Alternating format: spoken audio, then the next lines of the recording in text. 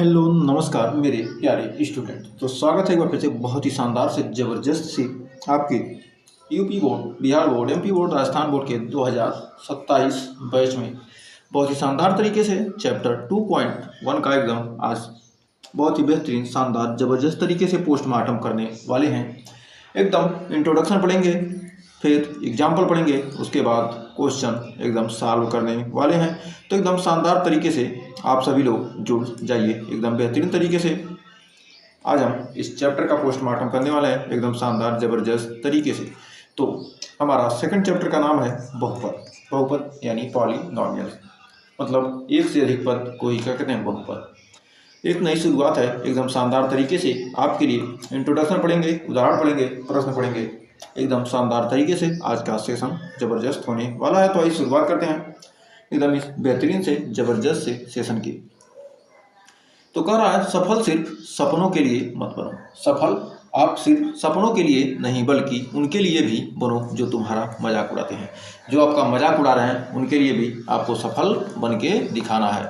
जो आज मजाक उड़ा रहे हैं कल आपकी तारीफ जरूर करेंगे। तो एकदम शानदार तरीके से आइए शुरुआत करते हैं एकदम सेशन की। तो आइए जानते हैं बहुपद के बारे में। तो बहुपद में एक चर राशि, दो राशियाँ होती हैं। कोई भी बहुपद होता है उसमें दो राशियाँ होती हैं। राशि कितनी होती हैं? राशि दो होती हैं। कौन कौन सी? एक चर होती है और एक अचर होती है। चर राशि होती है और एक होती है अचर। तो चर राशि किसे कहते हैं? चर वे राशियाँ होती हैं जिनका मान हमें ज्ञात ही नहीं होता, जिसका मान हमें पता ही नहीं हो। एक्स, वाई, जेड, ये सब क्या है? चर राशियाँ हैं जिनका मान प्रश्न में दी गई शर्तों पर निर्भर करता है। मतलब कहेगा कि क्या एक्स का मान इतना हो सकता है, एक्स का मान इतना हो सकता है। मतलब एक्स का मान निर्भर नहीं होता है। चर का मान क्या होता है? निर्भर। चर का मान क्या होता है? फिक्स नहीं होता। मतलब प्रश्न में जिस तरह से देगा, कहेगा राम की उम्र श्याम से 5 वर्ष अधिक है, तो यदि राम की 4 वर्ष है तो श्याम की क्या होगी? यदि राम की क्या है? x वर्ष है तो श्याम की x+4 है। तो ऐसे माना जाता है। कर अक्षरों को सामान्यतः अंग्रेजी वर्णमाला के छोटे अक्षर जैसे एक्स, वाई, जेड आदि में दिखाते हैं। जो चर राशियाँ होती हैं उन्हें एक्स, वाई, जेड के रूप में हम क्या करते हैं? रिप्रेजेंट करते हैं। तो फिर पढ़ते हैं आगे।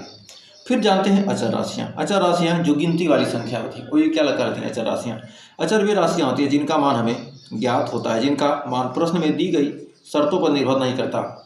सामान्यतः अचर राशियाँ क्या होती हैं? संख्याएं होती हैं। जैसे एग्जाम्पल के रूप में हम ले सकते हैं 1, 2, 3, 4, 5, 6 ... मतलब कोई भी संख्या हम क्या कर सकते हैं? अचर राशि के रूप में हम ले सकते हैं। तो हमें उम्मीद है आपको ये समझ में आ रहा होगा। तो अचर राशियाँ भी जान गए, चर राशियाँ भी जान गए। अब जानते हैं बीजी व्यंजक। अब बीजी व्यंजक होते क्या हैं? तो बीजी व्यंजक होते क्या हैं? वे राशियाँ जिनमें चर और अचर दोनों राशियाँ होती हैं। जब चर और अचर दोनों राशि को शामिल कर देंगे तो क्या कहलाएगा? बीजी व्यंजक कहलाएगा। उदाहरण के रूप में हम लिख सकते हैं 4x², 5x+3 या 3x³ लेकिन हम बहुपद पढ़ रहे हैं, द्विघात, हमें दो ही घात का पढ़ना है। तो मतलब 3x² + 4x+4। तो ऐसे हम लिख सकते हैं, क्यूब भी लिख सकते हैं, ऐसी कोई बात नहीं है। या तो लिख लीजिए 3x³ + 4x² + 2x+3। क्या हो गया? ये सारे क्या हो गए? बीजी व्यंजक हो गए। तो हमें उम्मीद है इसमें भी कोई डाउट नहीं होगा। तो अब आइए बढ़ते हैं जिसका हमें इंतजार था, बहुपद का। तो बहुपद, बहु के पद मतलब एक से अधिक पद। वे बीजी व्यंजक जिनमें प्रत्येक चर की घात एक धनात्मक पूर्णांक होती है। मतलब कोई भी चर राशि है उसका घात क्या हो? पॉजिटिव यानी धनात्मक पूर्णांक हो। धनात्मक पूर्णांक हो यानी पॉजिटिव इंटीजर हो। पॉजिटिव इंटीजर यानी धनात्मक पूर्णांक कहते हैं पॉजिटिव इंटीजर। पॉजिटिव इंटीजर होना चाहिए। पॉजिटिव इंटीजर वही क्या कहलाएगा? बहुपद कहलाते हैं। बहुपद को सामान्यतः px, fx, gx आदि से क्या करते हैं? हम व्यक्त कर सकते हैं। जैसे px बराबर दे दिया 2x+3, यानी ये जो हमारा चर राशि है, ये तो कह रहा है चर की घात एक धनात्मक पूर्णांक है, चर की घात क्या एक है, यहाँ पर एक धनात्मक पूर्णांक है। तो हमें उम्मीद है यहाँ तक आपको कोई डाउट नहीं होगा। तो आइए बढ़ते हैं आगे। अब उदाहरण से समझते हैं। निम्न बीजी व्यंजकों के लिए जांच कीजिए कि कौन बहुपद है और कौन बहुपद नहीं है। तो कौन बहुपद है, कौन बहुपद नहीं है। तो यहाँ पर देखिए कौन बहुपद है। तो कह रहा 4x + 2, ये तो हमारा क्या हो जाएगा, बहुपद हो जाएगा। ये हमारा क्या है, बहुपद है। कह रहा 2y² + 3y + 4, ये बहुपद होगा। हाँ, इसमें भी धनात्मक पूर्णांक है, ये भी क्या है, बहुपद है। ये भी बहुपद हो गया। फिर बढ़ते हैं आगे। फिर अगला क्वेश्चन कर रहा है ये बहुपद होगा कि नहीं। तो ये भी हमारा क्या है, बहुपद होगा। ये भी हमारा क्या है, बहुपद है। तो ये भी हमारा क्या है, बहुपद है। इसमें क्या है, ये चर राशि x है, इसके घात क्या धनात्मक है, ये तो अचर राशि है ना, इससे मतलब नहीं है। यहाँ पर चर राशि का घात क्या धनात्मक पूर्णांक है, तो ये भी क्या हो जाएगा, हमारा बहुपद हो जाएगा। फिर इसमें देखिए 1/, के रूप में है, तो यह बहुपद नहीं होगा। यह बहुपद होगा, नहीं होगा, क्योंकि x नीचे है न कि ऊपर है। फिर इसका x का मान कितना है, यहाँ पर x का मान कितना है, 1/2 + 2, ये पूर्णांक है, नहीं है, तो यह बहुपद नहीं होगा। और यहाँ पर ये भी क्या होगा, बहुपद नहीं होगा, क्योंकि क्या ये नीचे है, हमें चाहिए ऊपर, तो ये भी बहुपद नहीं है। तो हमें उम्मीद है आपको समझ में आ रहा होगा धीरे धीरे। तो बढ़ते हैं आगे। बहुपद की घात। तो बहुपद की घात होती क्या है। कह रहा किसी भी बहुपद में अधिकतम घात वाले पद की घात को बहुपद की घात कहलाती है। जैसे कोई बहुपद है, जैसे हमारा दिया है ax² + bx + c, या दे दिया ax³ + 3x + 4। तो इसमें बहुपद की घात क्या होगी। तो बहुपद की घात ये क्या होगी, हमेशा धनात्मक होती है। धनात्मक होगा, जैसे हमारा 1 हो जाएगा, 2 हो जाएगा, 3 हो जाएगा, 4, 5, 6, मतलब 1 2 3 4 5 6 हो जाएगा बहुपद की घात। तो यहाँ पर हम देखिए, यहाँ पर बहुपद की घात कितनी है, यहाँ पर हम देख रहे हैं बहुपद की घात कितनी है, इसमें है 2 और इसमें है बहुपद की घात 3। तो इसमें बहुपद की घात 2 है और इसमें हमारी बहुपद की घात 3 है। तो हमें उम्मीद है ऐसे आपको क्लियर हो गया होगा। और कुछ एग्जाम्पल देखते हैं। तो इसमें बहुपद की घात कितनी है, x की घात सबसे अधिकतम घात कितनी है, इसमें है 1, और इसमें बहुपद की घात कितनी है, घात कितनी है, सबसे अधिक घात क्या है, यहाँ 1 है, यहाँ 2 है, तो यानी बहुपद की घात अधिकतम 2, और इसमें 3 है, 2 है, 0 1 है और कुछ नहीं, तो यानी यहाँ पर कितनी हो जाएगी, हमारी हो जाएगी 3। तो हमें उम्मीद है आपको एकदम सेशन पसंद आ रहा होगा। तो सेशन यदि अच्छा लग रहा है तो सेशन को जल्दी से कर दीजिए लाइक शेयर। तो बढ़ते हैं आगे ऐसे ही शानदार देखने के लिए, पढ़ने के लिए। तो यहाँ पर देखिए, यहाँ पर ये चर राशि है, चर राशि हमें मतलब नहीं है, हमें चर राशि मतलब है, चर राशि पर पॉजिटिव है और धनात्मक पूर्णांक है। तो यहाँ पर सबसे अधिक घात क्या है, 6 है, यहाँ 4 है, यहाँ 2 है, तो सबसे अधिक यहाँ पर घात कितनी हो जाएगी, हमारी हो जाएगी 6। तो बहुपद की घात भी हम निकालना जान गए। अब जानेंगे बहुपद के प्रकार, टाइप्स ऑफ पॉलिनोमियल्स। तो बहुपद के प्रकार के बारे में आइए चर्चा करते हैं। पदों के आधार पर, यानी पद के आधार पर 2 तरह से हम बहुपद को बांट सकते हैं, पद के आधार पर और घात के आधार पर। मतलब एक पदी बहुपद हो जाएगा, जैसे हमारा 2x 3x, ये क्या है, हमारे एक पदी है। फिर द्विपदी, इसमें क्या होंगे, 2 पद होंगे, जैसे 2x² + 3, ये क्या हो गया, द्विपदी बहुपद हो गया। फिर त्रिपदी, तो हम इसको लिख सकते हैं 2x² 3x + 2, ये क्या हो गया, त्रिपदी बहुपद हो गया। ये तो हमने ये बहुपद के प्रकार हम जान गए। और एग्जाम्पल चाहिए तो आप कमेंट कीजिएगा और एग्जाम्पल कराया जाएगा। इतने एग्जाम्पल काफ़ी हैं समझने के लिए। अब कह घात, एक घाती रैखिक बहुपद, जिसे रैखिक बहुपद कहते हैं। एक घात जैसे हमारा हो गया 2x + 3, या तो लिख सकते हैं 2x, मतलब इसमें घात क्या है, एक ही घात है, इसमें भी एक घात है, मतलब एक घाती या रैखिक बहुपद इसे कह सकते हैं।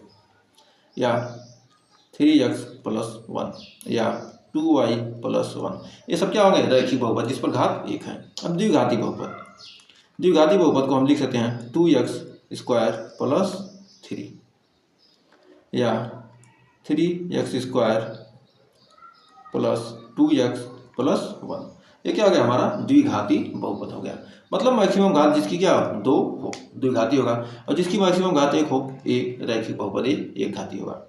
अब त्रिघाती कह रहा है जिसमें मैक्सिमम घात 3 हो, यानी 3x³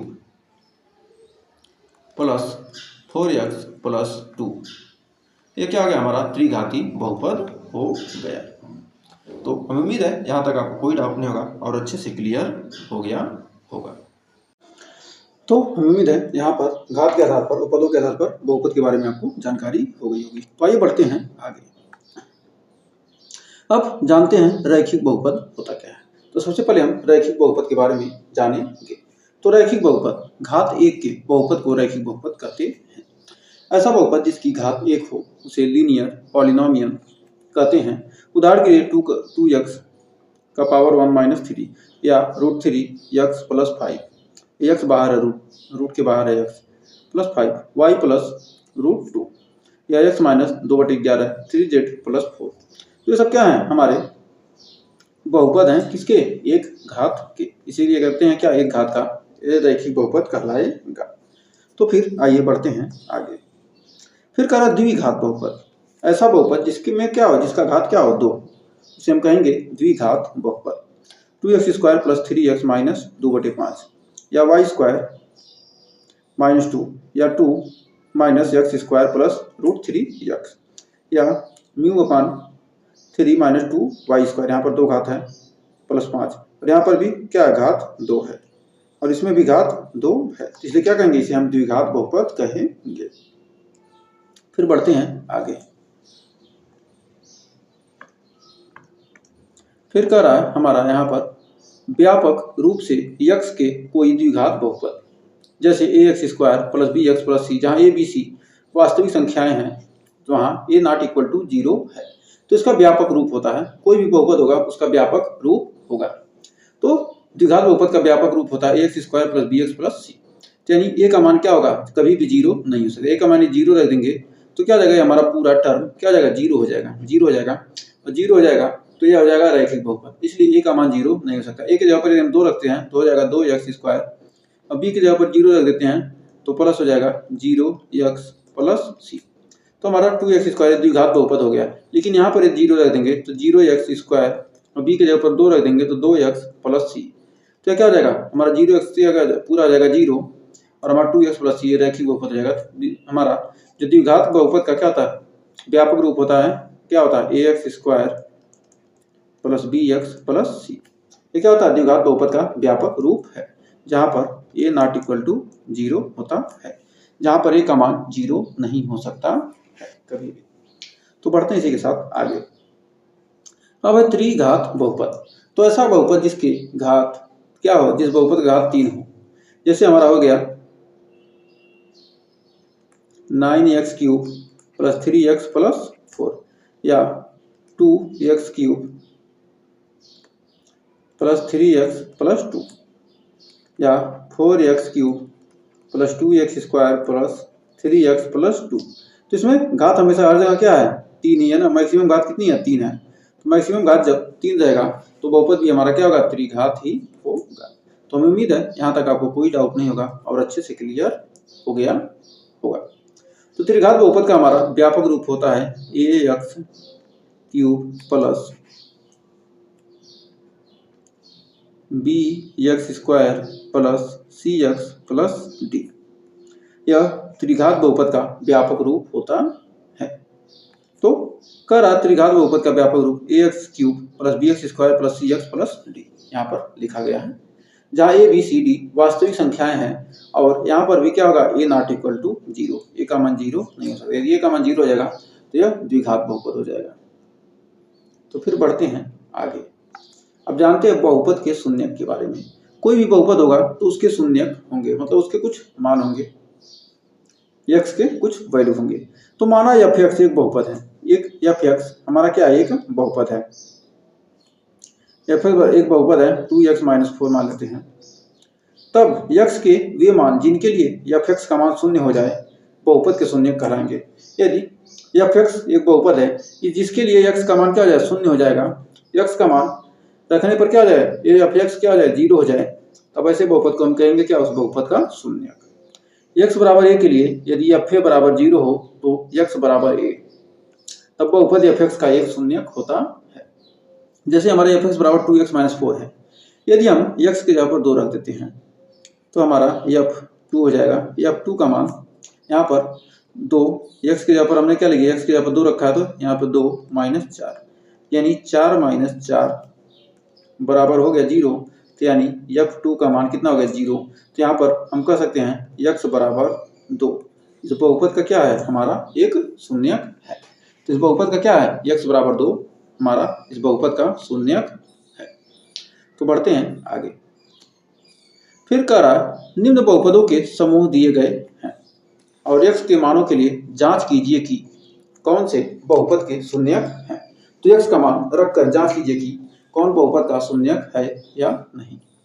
तो हमारा यहाँ पर दिया 4x + 2, यहाँ पर दिया x बराबर -1/2, तो x का मान -1/2। यहाँ पर हम रखते हैं क्या बहुपद का शून्यक है कि नहीं, तो 4 × x का मान कितना, -1/2 प्लस 2, 2 से 2 कट गया, यानी आ गया यहाँ पर -2, यानी -2 + 2 बराबर 0। तो ये क्या कहेंगे, यह शून्यक है, यह क्या है, शून्यक है। फिर नेक्स्ट एग्जाम्पल समझते हैं। ये क्वेश्चन लगा रहा 2y² - 3y + 4, y बराबर 2, y बराबर 2 रखेंगे तो हो जाएगा 2 दूनी y का स्क्वायर, यानी 2 दूनी 4 दूनी 8, 8 - 3 दूनी 6 प्लस 4, तो 8 में से 8 4 क्या हो गया, 8 4 हो गया 12, 12 - 6 यानी 6। तो शून्यक नहीं है, शून्यक है नहीं। फिर अगले में x के जगह पर 3 रखना है, तो यहाँ 3 का क्यूब करेंगे, 3 × 3 = 27, 27 × 5 = 135 प्लस 3 का स्क्वायर करेंगे, 3 3 × 9 = 36 माइनस ये प्लस x की जगह पर 3 -√2। तो यहाँ पर जोड़ेंगे 36, 171, 3 75, 71 3 74, तो 174 -√2। ये भी क्या है, शून्यक नहीं है। जहाँ पर मान 0 हो जाएगा वही क्या होगा, शून्यक होगा। तो फिर बढ़ते हैं आगे। फिर कह रहा बहुपद के शून्यकों का ज्यामितीय अर्थ, कोई भी बहुपद है तो उसके शून्यक का ज्यामितीय अर्थ कैसे पता करेंगे।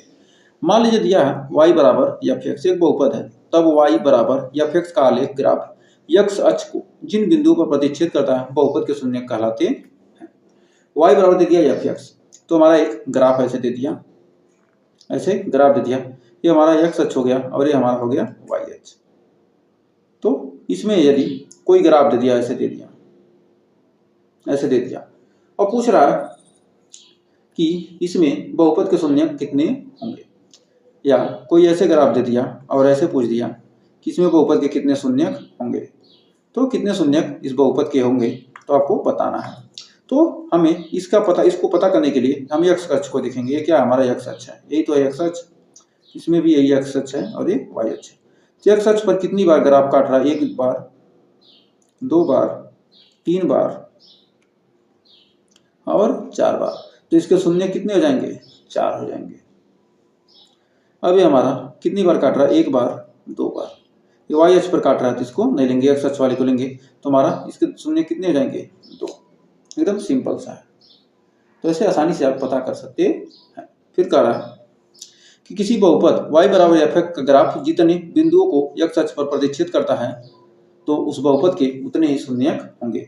मतलब यहाँ पर ऐसे काटता चला गया, ऐसे काटता चला गया, तो जितनी बार प्रतिच्छेद किया, 1 2 3 4 5 6 7 बार किया तो इसके 7 शून्यक हो जाएंगे।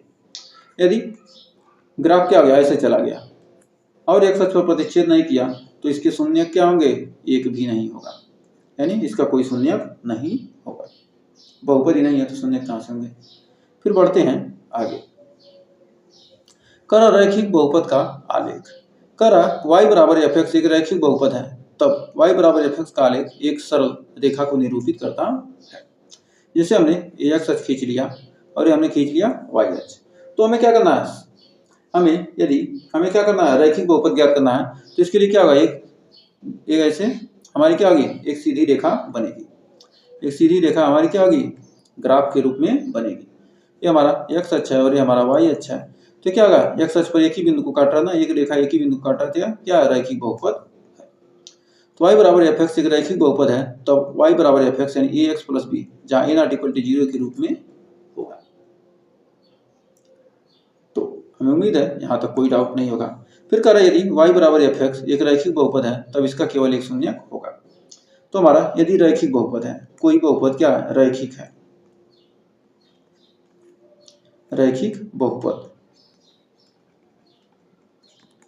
तो उसके शून्यक कितने होंगे, शून्यक कितना होगा, एक।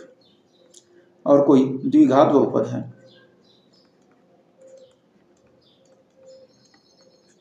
द्विघात बहुपद का शून्यक कितने होंगे,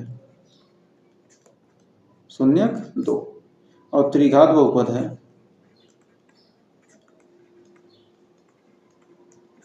तो उसके शून्यक कितने होंगे, होंगे 3। तो आपको त्रिघात तक ही पूछेगा, इससे ज्यादा नहीं पूछेगा। शून्यक 3 होगी और घात पूछे तो इसकी घात क्या होगी, घात इसकी 1 होगी और इसकी घात, द्विघात की घात क्या होगी, मैक्सिमम घात 2, और त्रिघात की मैक्सिमम घात कितनी होगी, 3। त्रिघात बहुपद की मैक्सिमम घात कितनी होगी, 3 होगी। तो अब आइए बढ़ते हैं आगे। क्वेश्चन करा निम्न रैखिक बहुपद का आलेखी निरूपण कीजिए। ये हमारा दिया हुआ fx बराबर 2x प्लस 3, fx बराबर 2x प्लस 3। तो यहाँ fx को मान लेते हैं y बराबर आ गया हमारा 2x प्लस 3। तो यदि हम y का मान 0, हमें y का मान क्या करना है, 0 लाना है। y का मान हमें 0 रखने पर, y का मान 0 रखेंगे तो हमारा आ जाएगा कितना, 2x प्लस 3 बराबर 0, यानी 2x बराबर आ जाएगा -3, तो x बराबर -3/2, x बराबर आएगा -3/2। तो x का मान कितना आ जाएगा, -3/2। तो यहाँ पर ग्राफ में देखिए x का मान -3/2 कामा 0, यानी x का मान -3/2 और y का मान 0। तो यहाँ पर हमारा क्या कर रहा है, एक बार बहुपद क्या कर रहा है, काट रहा है। ये हमारा x अक्ष है और ये हमारा y अक्ष है। तो हमारा x अक्ष पर एक बार प्रतिच्छेद किया ना ये ग्राफ, तो ग्राफ हमने निरूपित किया है, यहाँ पर x अक्ष को एक बार निरूपित किए, प्रतिच्छेद किया है, अतः इस बहुपद का शून्य क्या होगा, एक ही होगा। तो इसके लिए हम y के मान कुछ और रख सकते हैं। एक बार x का मान 0 रखेंगे तो y का मान कुछ आएगा, x का मान क्या करते हैं, यहाँ पर 0 रख देते हैं, तो y का मान 3 आ जाएगा। तो इस प्रकार हम 2-3 वैल्यू रख के अपने हिसाब से हम क्या करते हैं, ग्राफ को बना सकते हैं। फिर बढ़ते हैं आगे। कर द्विघात बहुपद का आलेख। तो द्विघात बहुपद का आलेख कैसा होता है, कर y बराबर fx एक द्विघात बहुपद है, तब y बराबर fx का आलेख ग्राफ एक परवलय को निरूपित करता है। मतलब y बराबर fx मतलब परवलय को निरूपित करेगा। y बराबर fx क्या होगा, परवलय को निरूपित करता है। यानी यदि y बराबर fx एक द्विघात बहुपद है, तब y बराबर fx बराबर ax square plus bx plus c, जहाँ एक नॉट इक्वल टू 0 के रूप में होगा। यदि y बराबर fx एक द्विघात बहुपद है, तब इसके 2 शून्यक होंगे। जैसे हमने क्या किया, एक ग्राफ खींच लिया। परवलय का मतलब क्या होगा, यह क्या करेगा, 2 बार काटेगा। यह क्या करेगा, 2 बार काटेगा, x अक्ष को 2 बार निरूपित, एक x अक्ष को क्या करेगा, 2 बार काटता है। ये क्या होगा, परवलय होगा, इसको कहते हैं परवलय।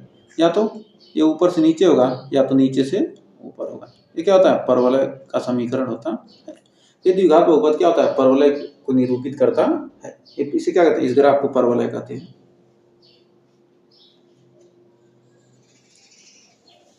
फिर आइए बढ़ते हैं आगे, थोड़ा और जानते हैं।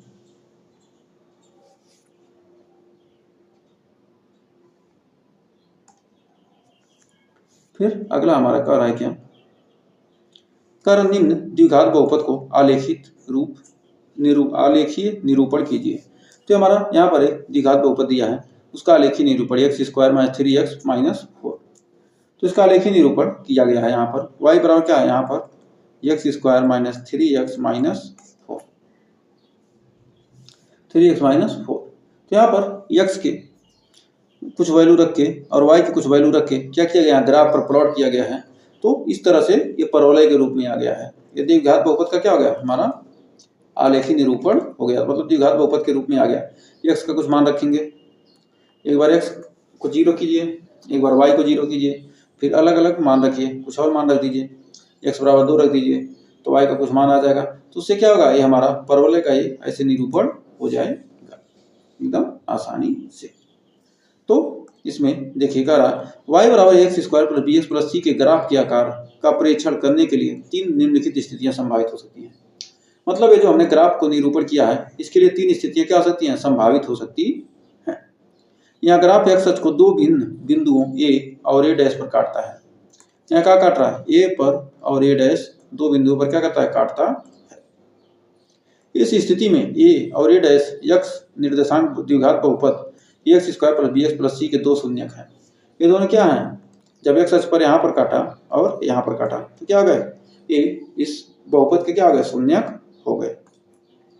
फिर बढ़ते हैं आगे और दूसरी स्थिति, यहाँ पर क्या किया, ए और ए डैश पर काट रहा है, यहाँ पर ए और ए डैश पर काटा, या तो हम ऊपर से मिला सकते हैं या तो नीचे से। तो यहाँ पर ए और ए डैश पर काटा तो इसके क्या हो गए, द्विघात बहुपद के शून्यक हो गए। तो एक हमारा क्या था, पहली स्थिति, ये हमारा फर्स्ट कंडीशन में ए और ए डैश पर काटा। फिर दूसरी स्थिति का रहा, यहाँ ग्राफ एक्स अक्ष को केवल एक बिंदु पर अर्थात 2 संपाती बिंदुओं पर काटता है। अर्थात एक बिंदु यानी अर्थात क्या कर रहा है, 2 संपाती बिंदुओं पर काटता है, 2 संपाती बिंदुओं पर काटता है।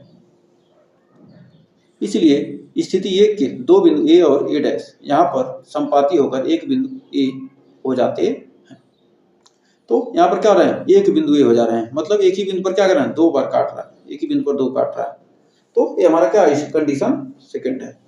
या तो नीचे से ग्राफ आएगा या तो ऊपर से आएगा, दो ही क्या सकते हैं, एक ही बिंदु पर काट रहा है, मतलब इसके दोनों क्या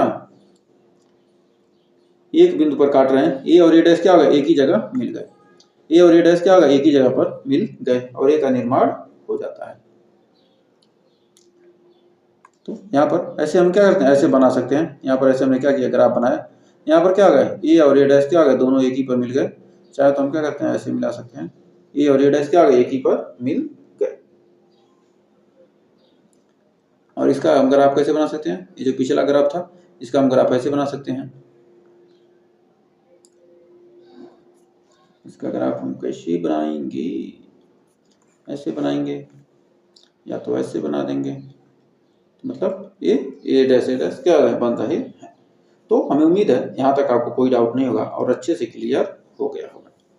तो बढ़ते हैं आगे। ये तो यहाँ तक हमने देख लिया।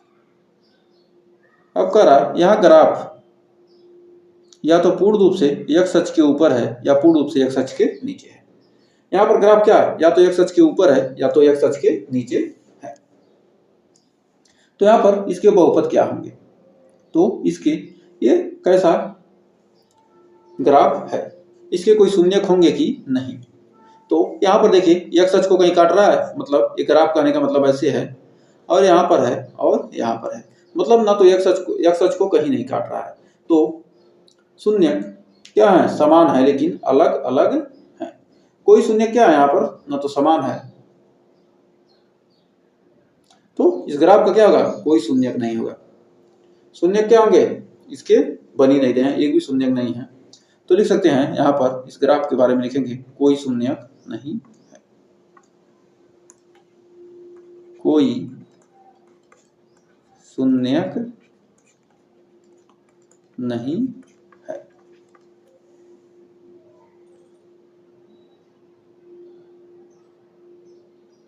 न तो कोई शून्यक समान है और न ही कोई शून्यक अलग अलग है।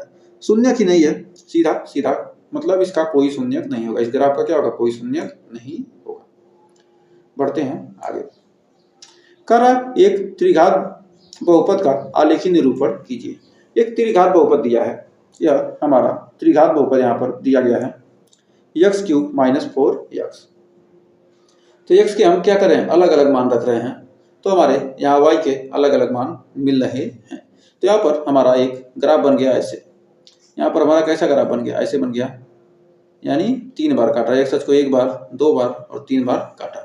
तो यानी त्रिघात बहुपद है, तो x के क्या होंगे, 3 मान आएंगे, इसलिए बहुपद हमारा क्या होगा, ये हो गया त्रिघात बहुपद।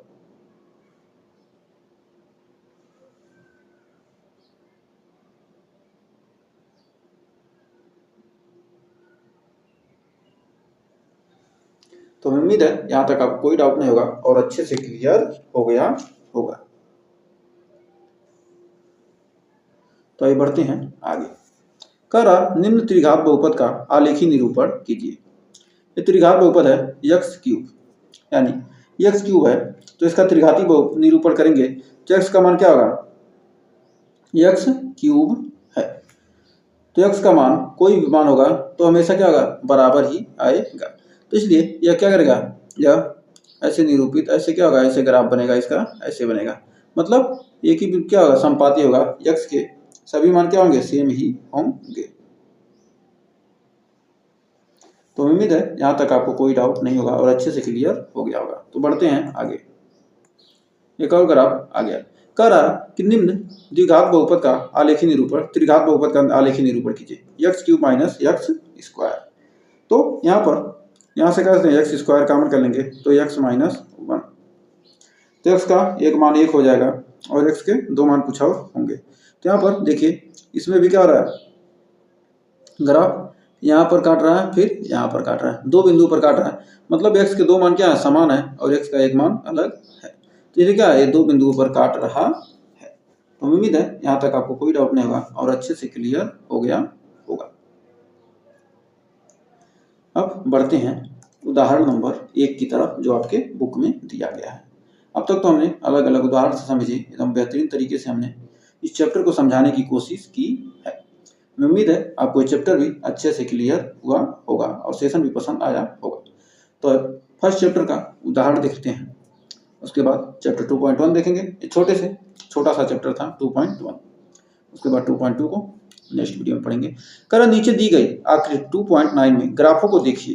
प्रत्येक आकृति y = px, जहां px एक बहुपद है को ग्राफ है, ग्राफों में से प्रत्येक के लिए px के शून्यकों की संख्या ज्ञात कीजिए। तो यहाँ पर शून्य पूछ रहा है, तो इसमें ग्राफ कितनी, एक बिंदु पर काट रहा है, यहाँ पर क्या कर रहा है, एक ही बिंदु को क्या कर रहा है, प्रतिच्छेदित कर रहा है। यहाँ पर ग्राफ क्या कर रहा है, एक बिंदु पर काट रहा है, यहाँ पर एक बिंदु पर काट रहा है।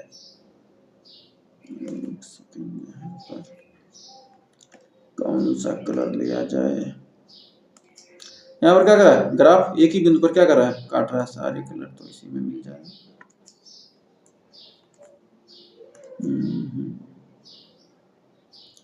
कोई बात ना, थोड़ा मोटा कर लेते हैं।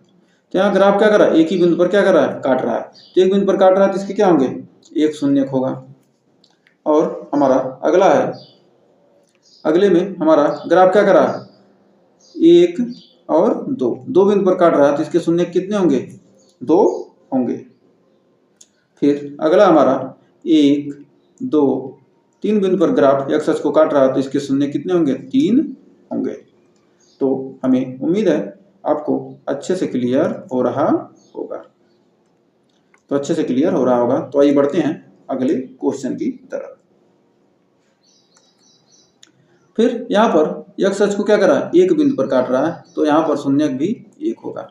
और यहाँ पर x अक्ष को भी क्या कर रहा है, एक ही बिंदु पर काट रहा है, एक ही बिंदु पर, तो इसका भी क्या होगा, शून्यक 1 ही होगा। और यहाँ पर 1, 2, 3, 4 बिंदु पर काट रहा है, इसके लिए शून्यक इसका 4 होगा। फिर बढ़ते हैं अगले क्वेश्चन की तरफ। कोई भी डाउट हो, अब बढ़ते हैं प्रश्नावली 2.1। तो हमारा चैप्टर 2.1 स्टार्ट हो चुका है एकदम शानदार तरीके से, जबरदस्त तरीके से। तो आप लोग एकदम शानदार तरीके से, ये क्वेश्चन हमेशा ऑब्जेक्टिव में ही पूछा जाता है, लॉन्ग क्वेश्चन में आपको नहीं पूछा जाएगा। ऑब्जेक्टिव में 1 नंबर तो आपका 100% इससे आना ही आना है। तो आप बोर्ड एग्जाम के लिए एकदम कमर कस लीजिए कि आपका एक क्वेश्चन आप आज ही पक्का हो गया बोर्ड एग्जाम में। तो इसमें x अक्ष को तो इसमें किसी बिंदु पर नहीं काट रहा तो इसका कोई शून्यक नहीं है, कोई शून्यक नहीं है। इसका क्या है, कोई शून्यक नहीं है। और x अक्ष को ये एक बार काट रहा है इसलिए इसका एक शून्यक है। और x अक्ष को 1 2 3 बार काट रहा है तो इसके शून्य कितने हैं, 3 है।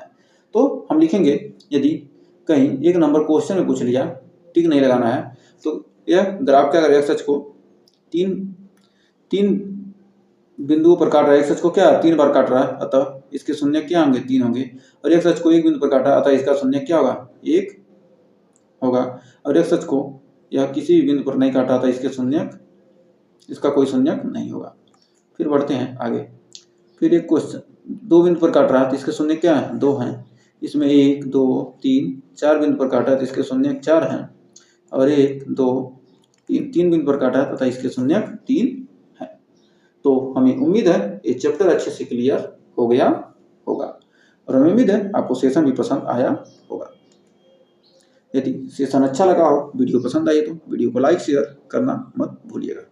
ऐसे ही शानदार सेशन देखने के लिए आप हमारे चैनल के प्लेलिस्ट में विजिट करके आप चैप्टर फर्स्ट देख सकते हैं और दूसरा चैप्टर की शुरुआत हो चुकी है। एकदम शानदार तरीके से बोर्ड एग्जाम में आपको 90+ नंबर दिलाने की हमारी पूरी गारंटी। तो आज के लिए बस इतना ही, मिलेंगे नेक्स्ट वीडियो में, तब तक के लिए टेक केयर, बाय बाय।